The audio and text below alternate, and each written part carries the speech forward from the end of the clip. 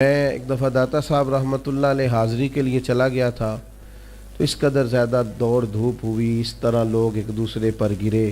مجھے کئی دن افسوس رہا کہ یار کچھ لوگ تلاوت کر رہے تھے، میں کیوں آ گیا. اس کے بعد کوشش کرتا ہوں کہ میں کوئی ماسک لگا کے یا چھپ کر کسی وقت حاضری دے لوں.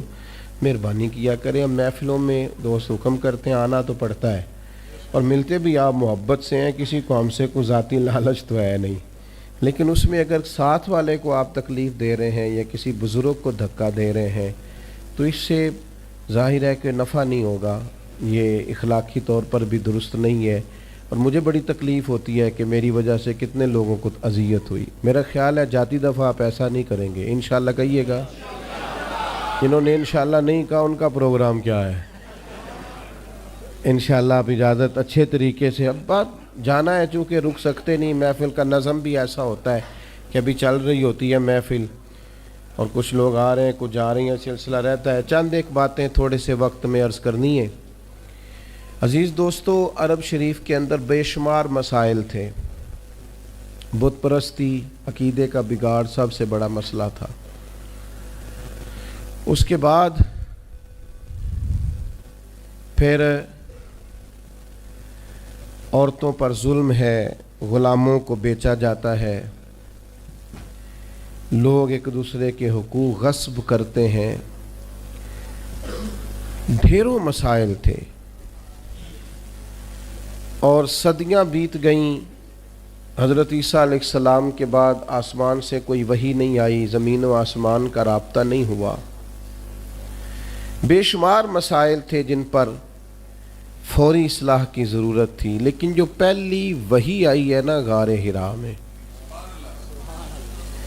جو صدیوں بعد زمین کا آسمان کا آپس میں پہلا رابطہ ہوا ہے، وہ نہ تو بظاہر عقیدہ توحید پر ہے، نہ عورتوں کے حقوق کی بات کرتی ہے، نہ غلاموں کی بات کرتی ہے. جو پہلی وحی نازل ہوئی ہے وہ وحی یہ کہتی ہے کہ اقرأ بسم ربک الذی خلق، پڑھو اپنے رب کے نام سے جس نے پیدا کیا ہے.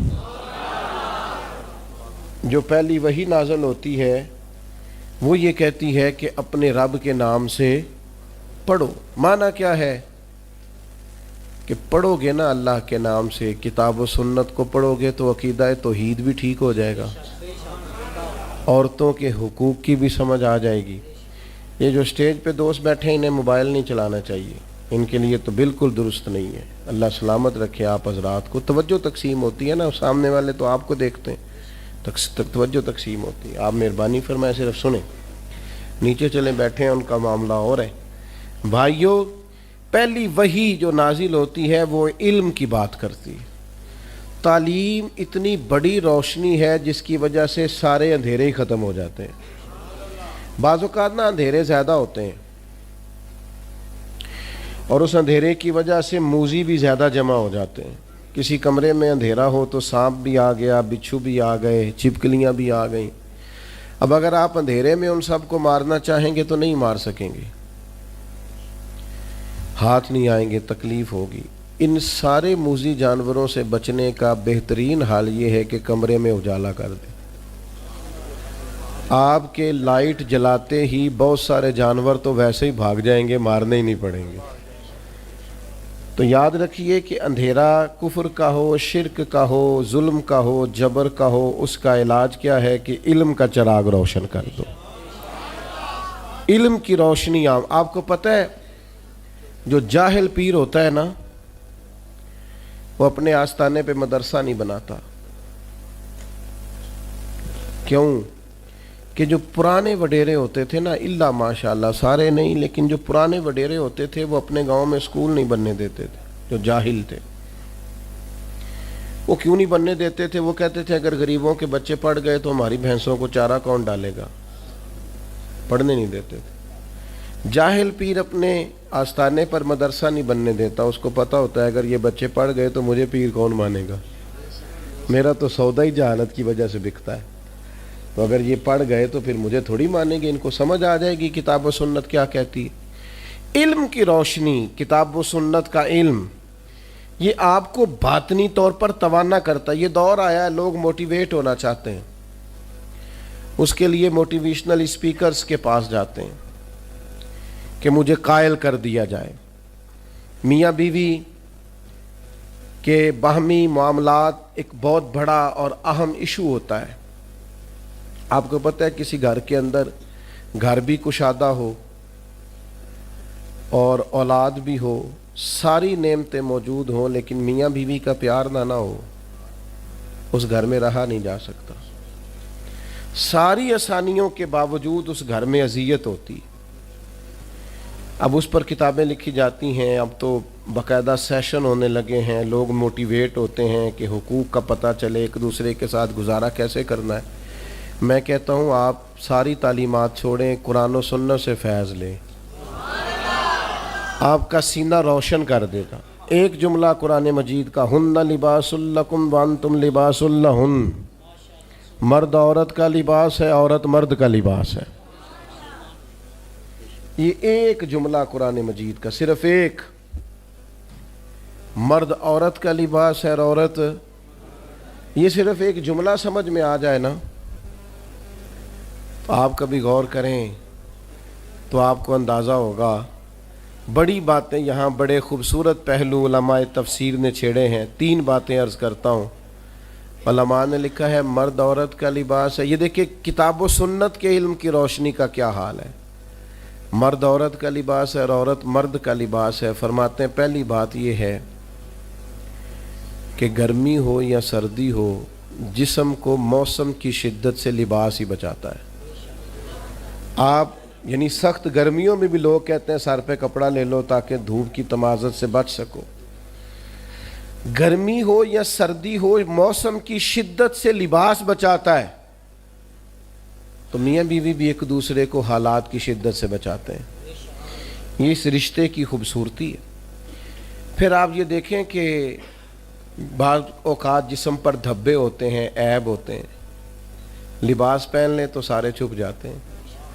معنی کیا ہے؟ میاں بیوی ایک دوسرے کے عیب چھپاتے ہیں.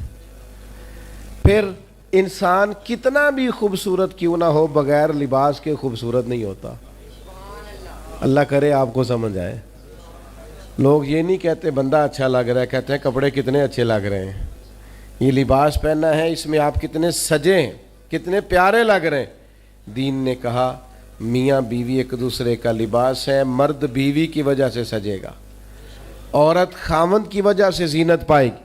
تو قرآن مجید کا جو علم ہے, قرآن مجید کی جو تعلیمات ہیں, کتاب و سنت کے جو ارشادات ہیں, وہ تازہ دم کریں گے. جب تک امت قرآن مجید سے رہنمائی لے گی, جب تک امت قرآن مجید کی طرف رغبت کرے گی, حدیث پاک کی طرف توجہ کرے گی, یہ آسان زندگی گزارے گی. لیکن ہم نا برکت کے لیے تو قرآن مجید پڑھتے ہیں, نئی دکان شروع کرتے ہیں, لوگ تلاوت کراتے ہیں نا وہاں. کس لیے تلاوت؟ تو اس لیے کرانی چاہیے تھی کہ میں دکان اس طرح چلاؤں گا جس طرح قرآن بتاتا ہے, میں اس طرح تجارت کروں گا جو احکامات, اس لیے کرانی چاہیے تھی نا. لیکن عجیب فلسفہ ہے نا, قرآن پڑھایا جا رہا ہے دکان پہ, اور اگر کام سارے وہ ہوں جو قرآن مجید کی تعلیم کے مخالف ہیں تو برکت آئے گی قرآن پڑھنے سے؟ آپ تجارت اس طرح کریں جو تعلیم قرآن ارشاد فرماتا ہے. آپ صرف برکت دیکھیں جی میں نے نیا مکان بنایا ہے تو قرآن پڑھا لو, کس لیے؟ آپ یہ بتائیں کہ آپ نے مکان اسی طرح بنایا نا حلال پیسوں کا جو قرآن بتاتا ہے. آپ اس میں زندگی اسی طرح گزاریں گے جو قرآن تعلیم دیتا ہے. تعلیم قرآن کے مطابق قرآن کہتا ہے یا ایھا الذین آمنوا قوا انفسکم واہلیکم نارا, اے ایمان والو خود بھی جہنم سے بچو اور اپنے گھر والوں کو بھی جہنم سے بچاؤ. یہ قرآن مجید گھر بتانے کا طریقہ بتاتا ہے کہ کوئی ایسا کام نہ کرنا جو دوزخ میں لے جائے. تم نے خود بھی بچنا. حضرت عمر رضی اللہ تعالیٰ عنہ نے یہ آیت نازل ہوئی تو نبی کریم علیہ السلام سے پوچھا یا رسول اللہ اس کا معنی کیا ہے؟ خود بھی دوزخ سے بچو اور اپنے گھر والوں کو بھی بچاؤ, اس کا کیا معنی ہے؟ تو نبی پاک علیہ السلام نے فرمایا عمر اس کا معنی یہ ہے کہ جن چیزوں کا اللہ رسول تمہیں حکم دیتے ہیں तुम अपने घर वालों को उन चीज़ों का हुक्म दो, और जिन चीज़ों से रब रसूल तुम्हें मना करते हैं तुम अपने घर वालों को उन चीज़ों से मना करो। मतलब क्या हुआ कि घर उस तरह चलाओ जो दीन कहता है, अपने घर के अंदर निज़ाम वो नाफिज करो जो कुरान और हदीस का निज़ाम है, जो कुरान और सुन्नत का पैगाम है। लेकिन लोग तिलावत कराएंगे घर में बरकत के लिए, कुरान के मुताबिक घर चलाने की कोशिश है। सहाबा का ये तरीका था कि कुरान और सुन्नत का जो हुक्म उन्हें मिलता था उस पर अमल करते थे। हमारे यहाँ बड़ी बरकत होती है माशाल्लाह जी, तिलावत हो जाए पहले, अल्लाह खैर करे, सियासी जलसों में भी पहले तिलावत होती है, बाद में तर्जमा भी होता है। ओ खुदा के बंदे, इनसे पूछ कि तिलावत और तर्जमे की हद, और पता नहीं किस बीमारी का नाम है जमहूरियत, और किस ख़ास अफीम का नाम लोगों ने रख लिया है जमहूरियत। ना किसी जमात में है ना किसी जगह है, और पता नहीं इस्लाम तो किसी जमहूरियत का कायल नहीं, इस्लाम तो खिलाफत का कायल है। इस्लाम तो कहता है कि आपको कोई नया कानून बनाने की ज़रूरत ही नहीं, कानून तो अल्लाह रसूल ने बना दिए, आप नायब बन के उनका निफाज करें, बात ख़त्म हो गई। और लोग अपना अपना चूरन बेचते हैं, और कौम को वो जिस ज़माने में गालबन 97 में या 99 में एक हुकूमत बदली थी, तो मैं सुबह सुबह एक जगह पे अखबार पढ़ रहा था, तो एक बाबा जी नाश्ता बेचा करते थे। मैंने उनसे कहा आपको पता है रात की हुकूमत बदल गई? कहता पुत्र जेड़ा मर्जी आवे, मैं तो मजदूरी करके रोटी खानी, सानू तो हुकूमतां दा कदे कोई फ़ायदा नज़र, मेहनत करते हैं तो खाते हैं, कहीं नज़र नहीं आता ये मामला क्या है। तो भाई याद रखेंगे आप कि आप तिलावतें तो करा रहे हैं असेंबलियों में भी, दीगर जगहों, ये भी बताएं कि कुरान के निज़ाम के मुताबिक चला रहे हैं नज़्म को। कुरान मजीद, हदीस पाक ये अमल के लिए हैं। हमारे यहाँ जलसे होते हैं, कितने घंटे की तकरीर हुई? 3 घंटे की। कितने घंटे की तकरीर हुई? 2 घंटे। कितने घंटे की तकरीर हुई? 1.5 घंटे की। आप सारी तकरीर छोड़ें, 5 मिनट उस जो तकरीर है उसमें से 5 मिनट वाली तकरीर पे अमल करें, जो बताया गया उसमें से 5। मैं एक जगह पे बयान के लिए गया तो गुफ्तगू मैंने की, मैं आ गया, अगले साल वो दोस्त फिर आ गए, कहने लगे पिछले साल आपने 25 मिनट तकरीर की थी, ऐत की लंबी कीजिएगा। मैंने कहा 25 मिनट वाली पे अमल हो गया, अगर तो 25 मिनट वाली पे अमल हो गया तो चलो इस दफ़ा 40 मिनट कर लेते हैं। लेकिन अगर हमने कुरान और हदीस को भी माज़अल्लाह कानों के जायके के लिए रखा हुआ है, क्या बात की, बड़ा मज़ा आया माशाल्लाह, वो अमल कब करना। सहाबा किराम ने किताब व सुन्नत को लिया तो वो समझते थे यही तालीमात निजात है, जो हुक्म आया अमल किया। अल्लाह ने फरमाया लन तनालुल बिर्रा हत्ता तुनफिकू मिम्मा तुहिब्बून, तुम हरगिज़ भलाई को नहीं पहुंचोगे जब तक अपनी प्यारी चीज़ खर्च ना करो। हमने भी आयत सुनी है ना कई दफ़ा। मैं आपसे हाँ ना नहीं कराता, आप बोलिएगा ना, बस अपने दिल से पूछिएगा क्या कभी कोई प्यारी चीज़ खर्च की है अल्लाह के रास्ते में? ये बड़ी प्यारी थी, रब के रास्ते में दे दो। यहाँ तो मस्जिद की टोपी में वो नोट निकल आते हैं जो चलते ही नहीं। प्यारी चीज़ खर्च कर रहे हैं ना अल्लाह के रास्ते में। जो ये आयत हमने भी सुनी और सहाबा ने भी सुनी, लेकिन हज़रत अबू तलहा अंसारी ने आके फ़ौरन अर्ज़ किया आयत सुनने के बाद कि या रसूल अल्लाह सल्लल्लाहु अलैहि वसल्लम, मुझे बाग बड़ा प्यारा है, और रब कहता है अल्लाह के रास्ते में प्यारी चीज़ खर्च करो तो मेरा बाग कबूल फरमा ले। एक सहाबी ने अर्ज़ की हुजूर ये घोड़ा बड़ा प्यारा है, मैंने बड़े चाव से रखा है, खिदमत करता हूँ, मेरा कबूल फरमा ले। एक शख्स को, एक सहाबी को शक्कर पसंद थी, वो शक्कर की बोरियां ही खरीद कर खैरात करते। वो कहते जब मेरा मालिक कहता है प्यारी चीज़ खर्च करो तो फिर मैं प्यारी खर्च करूँगा ना। भाई कुरान और हदीस पर अमल किया जाएगा, ये अमल के लिए आया है। आप इस पर सुभान अल्लाह कह के, माशाअल्लाह कह के और नारा लगा के रुखसत नहीं हो जाएंगे, बल्कि किताब व सुन्नत के जो अहकाम हैं उन पर अमल करेंगे। एक आयत नाजिल हुई, इक़्तरब लिन्नासि हिसाबुहुम वहुम फी गफलतिन मुरिदून, हिसाब का वक्त करीब आ गया है और लोग अभी भी गफलत में मुंह फेरे हुए। वक्त हिसाब का आ गया है, टाइम आ गया है, उठना फरीदा सुतिया।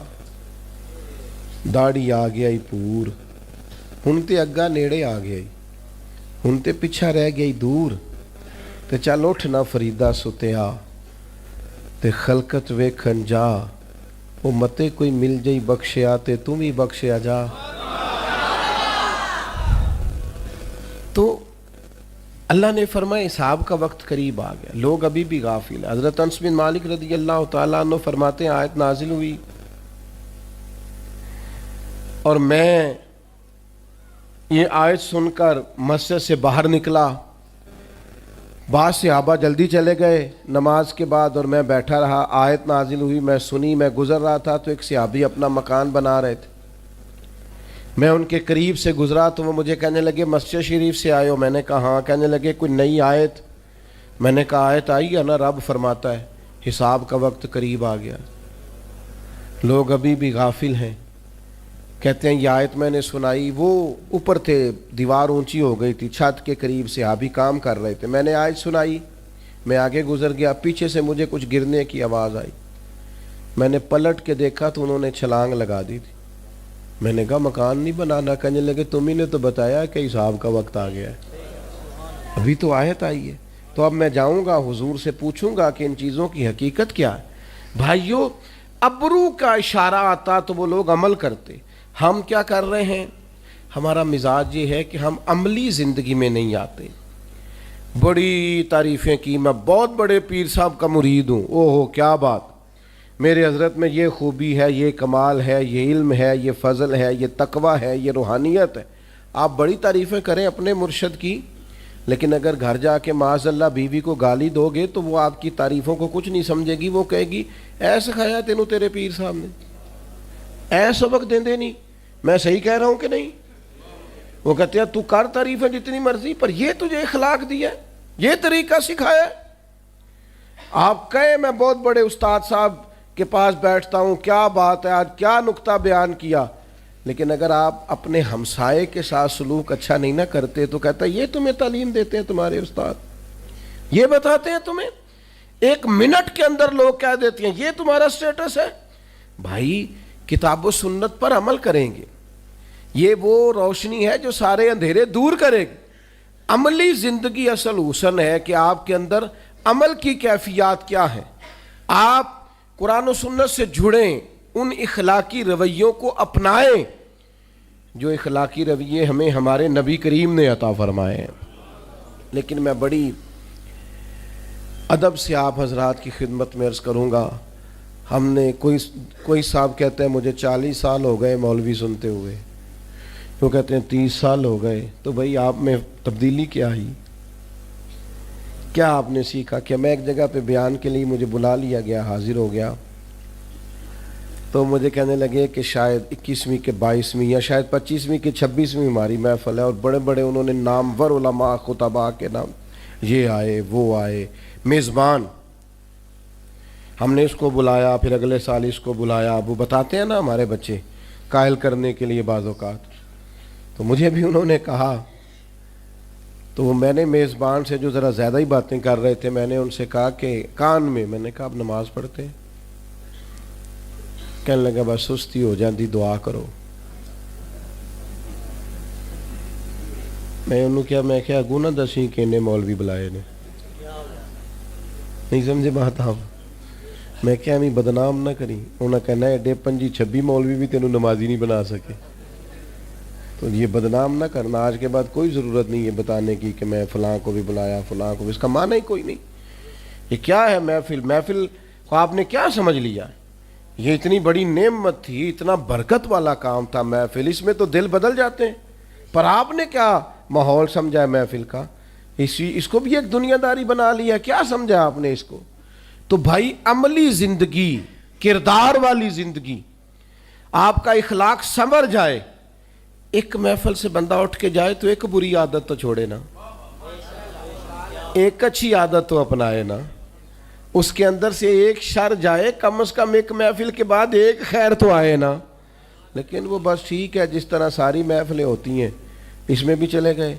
अगर महफिल दुनियावी थी तो चलो वहाँ और रंग में चले गए, अगर किसी ने दीनी महफिल में बुला लिया तो किसी से टोपी उधार ले ली, वहाँ जाके भी हम कुर्सी सदारत पे बराजमान हो गए। لیکن سمجھنے کا، بدلنے کا، تبدیل ہونے کا کوئی پروگرام نہیں ہوتا. تو خدا را اس کو بھی آپ وہ لہجہ نہ اس کا بھی اپنائیں کتاب و سنت عمل کے لیے، اور یہ آپ کے دل سے ٹکراتا ہے تو یہ تبدیلی لاتا ہے.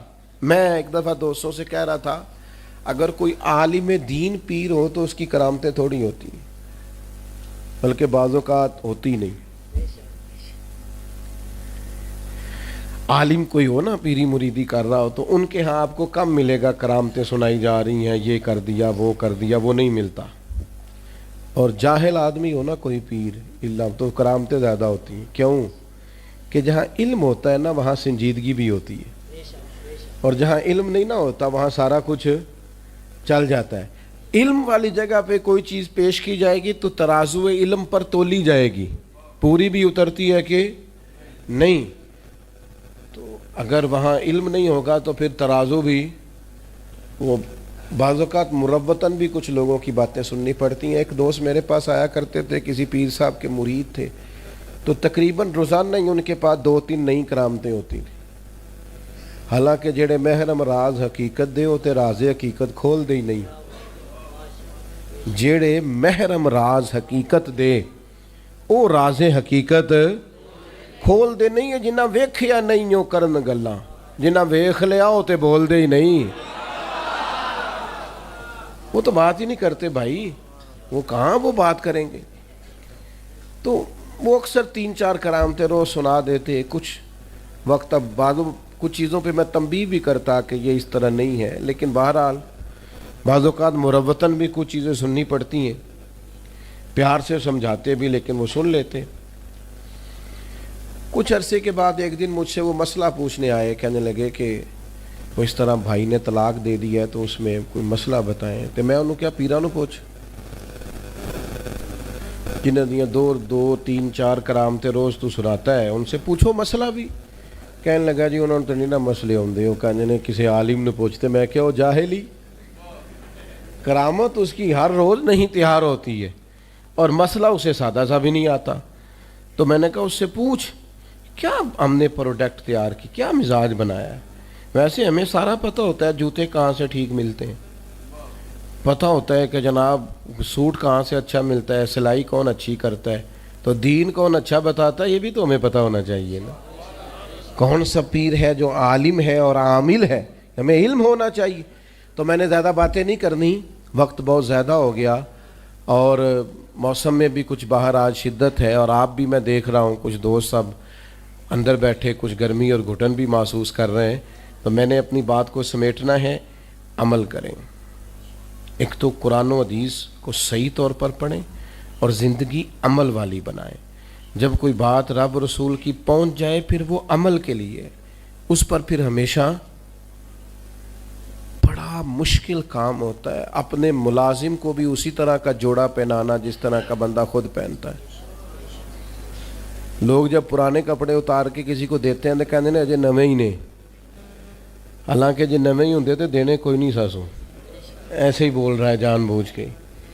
اور پھر ہمارے زمانے میں تو جس بیچارے کے پاس ڈرائیور رکھنے کے پیسے ہوتے ہیں اس کی یہ بھی خواہش ہوتی کہ میری گاڑی کا دروازہ بھی ڈرائیور ہی کھولے.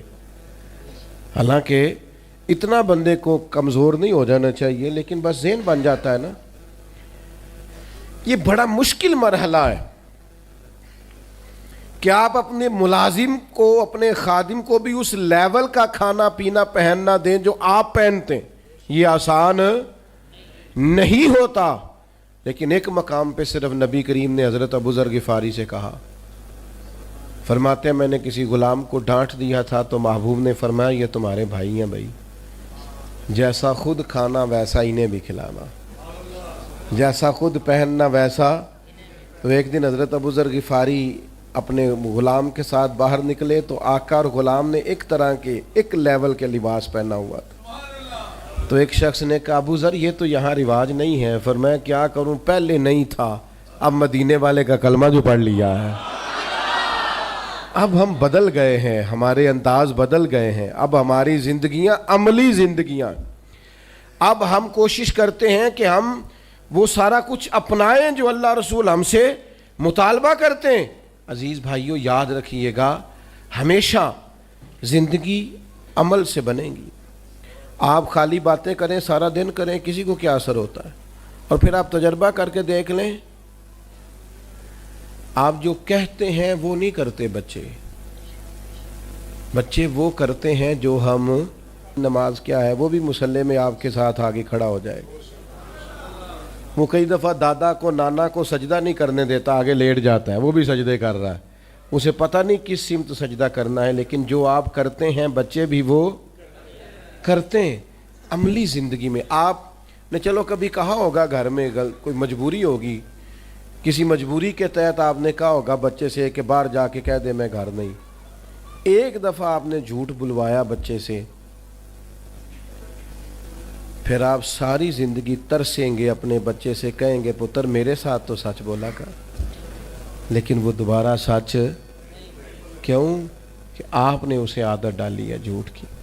میرے بھائی، کتاب و سنت کو پڑھیں اور عمل کے لیے، عملی زندگی میں نافذ کرنے کے لیے۔ بس بات سمیٹتا ہوں، حضرت مولا علی شیر خدا رضی اللہ تعالی عنہ بازار چلے گئے، اپنے غلام کو ساتھ لے گئے، 2 جوڑے خریدے پہننے کے لیے، ایک ذرا مہنگا تھا ایک سستا تھا۔ غلام کہتا میں سمجھ گیا مہنگا آقا کا ہے اور سستا غلام کا، ایسے ہی ہوتا ہے نا جی۔ فرماتے ہیں تھیلے میں کپڑے ڈال لیے، شاپنگ کرنے کس کے ساتھ گئے؟ غلام کے ساتھ۔ مولا علی کس کے ساتھ گئے؟ ایک مشورہ دوں آپ کو، غلام کے ساتھ نہ جائیں، ابا جی کے ساتھ جائیں۔ دوستوں کو فون کرتے ہو نا، آج روٹی نہ کہیں کٹھے کھاواں گے، کدی کدی ابا جی نو فون کرو، ابا جی آج میرا دل بڑا کردا ہے، تسی کھانا نہیں کھانا جنی دیر میں نہ آواں، مجھے امید ہے اس دن آپ کا باپ دوائی نہیں کھائے گا، اس کی طبیعت ٹھیک ہو جائے گی۔ اماں سے فرمائش کریں کہ اماں جی میرا بڑا ہی دل کرتا ہے آج روٹی آپ نے پکانی ہے، میرا دل کر رہا ہے۔ آپ یقین کریں اماں بڑی بوڑھی اور بیمار بھی ہوگی تو طاقت آ جائے گی۔ میرے بیٹے نے کہا لیکن ہم نے سارا وقت ہی یاروں کے لیے رکھ لیا ہے، ماں باپ کو خرچہ نہ دو، ٹائم دو، چھوٹے چھوٹے مشورے ابا جی سے کیا کرو، چھوٹی چھوٹی باتیں اماں سے پوچھا کرو۔ اماں جی سے کبھی کہیں، ابا جی سے کہیں کہ آپ میرے ساتھ چلیں نا بازار میں کپڑے پسند کرنے، تو ان کو تازگی ملے گی، سکون آئے گا۔ حضرت مولا علی غلام کے ساتھ گئے، ایک مہنگا ایک سستا 2 جوڑے خرید لیے، واپس آئے، رستے میں وہ خاص مقام آ گیا جس مقام پہ حضرت مولا علی نے اپنے کاشانہ نور پہ جانا تھا، غلام نے اپنی خوابگاہ میں اپنے گھر جانا تھا۔ حضرت علی فرمانے لگے بھائی وہ میرے والا سوٹ دینا، اس نے وہ مہنگا نکال کے دیا، تو حضرت علی فرمانے لگے یہ نہیں میرا تو وہ دوسرا ہے۔ غلام کہنے لگا حضور آپ مہنگا پہنے نا، آپ آقا ہے میں غلام ہوں، آپ پہنے نا مہنگا۔ تو حضرت علی عالم ہے نا، فرمانے لگے اگر کسی دلیل سے ہی تقسیم کرنا ہے نا تو دلیل میں دے دیتا ہوں۔ کہا جناب کون سی؟ فرمایا اگر دلیل سے ہی بانٹنا ہے تو تو مہنگا پہن لے، تو جوان ہے، اور میں سستا پہن لیتا ہوں، میں بوڑھا ہوں۔ چلو دلیل سے ہی تقسیم کرنا ہے تو یوں کر لیں، عمل والی زندگی، کردار والی زندگی، باتیں تھوڑی بھی ہو جائیں، تقریریں تھوڑی بھی ہو جائیں، گفت و شنید تھوڑی بھی ہو جائے، پر دوستو عمل۔ اور میں نوجوانوں سے بالخصوص کہوں گا اگر آج آپ نے سچ بولنا شروع نہ کیا تو پھر آخری عمر تک سچ کی عادت نہیں ہوگی۔ آج خوددار بنے، عزت نفس کا مزاج بنائیں، جو آپ کا ہے صرف اسے ہی لیں، قناعت پسند بنے۔ آج بنیں گے تو بہتری آ جائے گی، لیکن اگر آج آپ پابند نہیں ہیں سچائی کے، دیانتداری کے، نماز کے، تو پھر بعد میں یہ ضروریات کبھی بھی آپ کو حاصل۔